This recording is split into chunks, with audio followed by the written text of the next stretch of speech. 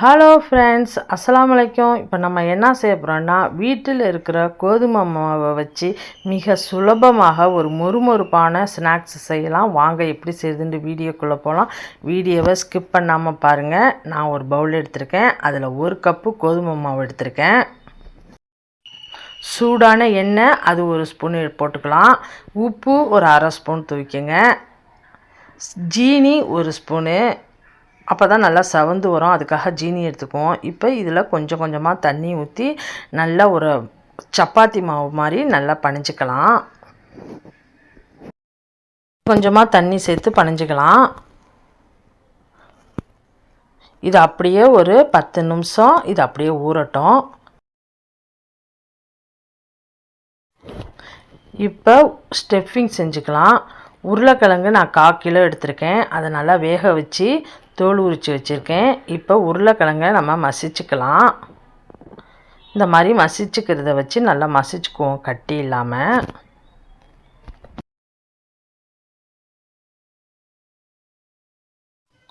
ஒரு கட்டி இல்லாமல் நல்லா மாவை மசிச்சுக்கிட்டாச்சு.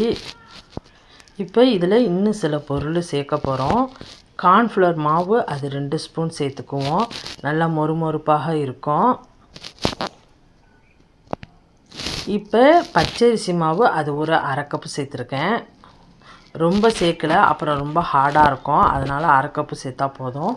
மஞ்சத்தூள் ஒரு 1/2 ஸ்பூனு, மிளகுத்தூள் ஒரு 1/2 ஸ்பூனு, ஜீரகத்தூள் ஒரு 1/2 ஸ்பூனு, மிளகாய்த்தூள் 1 ஸ்பூனு, மல்லிக்கொத்து கொஞ்சம் தாராளமாக சேர்த்துக்கலாம். உப்பு தேவையான அளவு.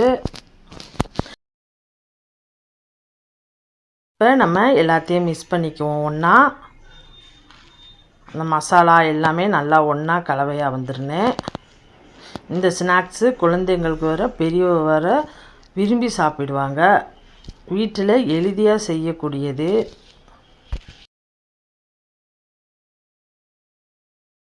இப்போ ஸ்டஃபிங் அப்படியே இருக்கட்டும்.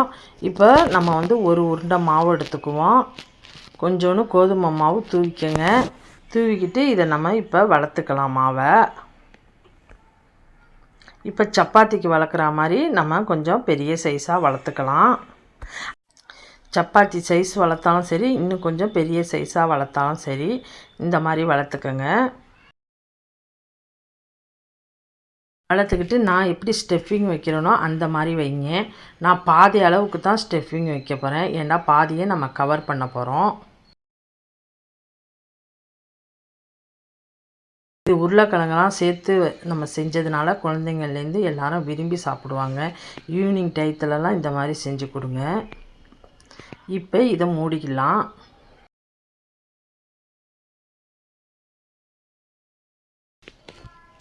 நல்லா கவர் பண்ணிக்குவோம். இப்போ பீஸா கட்டரை வச்சு இந்த மாதிரி நான் செய்கிற மாதிரியே இந்த மாதிரி கட் பண்ணிக்கலாம். குழந்தைங்களுக்கெல்லாம் புது மாதிரியாக செஞ்சு கொடுத்தாவே நல்லா விரும்பி சாப்பிடுவாங்க.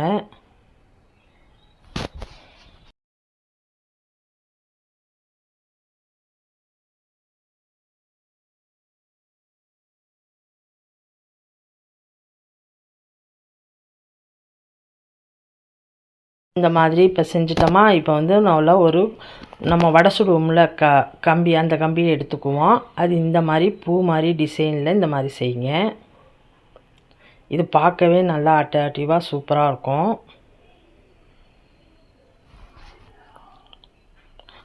உள்ளே உள்ள மசாலாலாம் வெளியெல்லாம் வராது. நீங்கள் அழகாக பயப்படாமல் செய்யலாம்.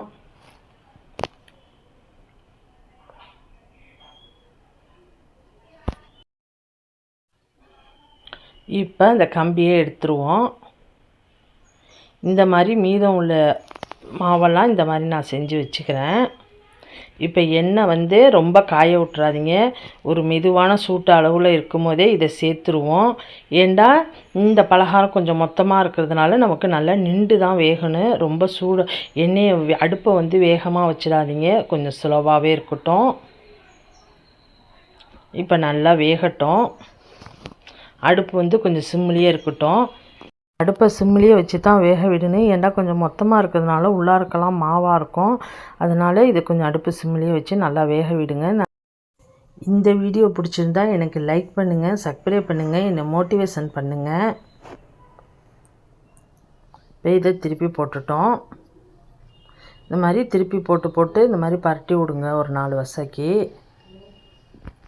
இந்த ஸ்நாக்ஸு பெரியவங்கள்லேருந்து சிறியவங்க வரைக்கும் கேட்டு வாங்கி சாப்பிடுவாங்க. இந்த மாதிரி நீங்களும் ட்ரை பண்ணி பார்த்துட்டு எனக்கு கமெண்டில் சொல்லுங்கள். இந்த வீடியோ பிடிச்சிருந்தா எனக்கு லைக் பண்ணுங்கள், ஷேர் பண்ணுங்கள், கமெண்ட் பண்ணுங்கள். முக்கியமாக சப்ஸ்கிரைப் பண்ணிக்கோங்க. மீண்டும் இன்ட்ரெஸ்டிங்கான வீடியோ மீட் பண்ணுவோம். ஓகே, பாய்.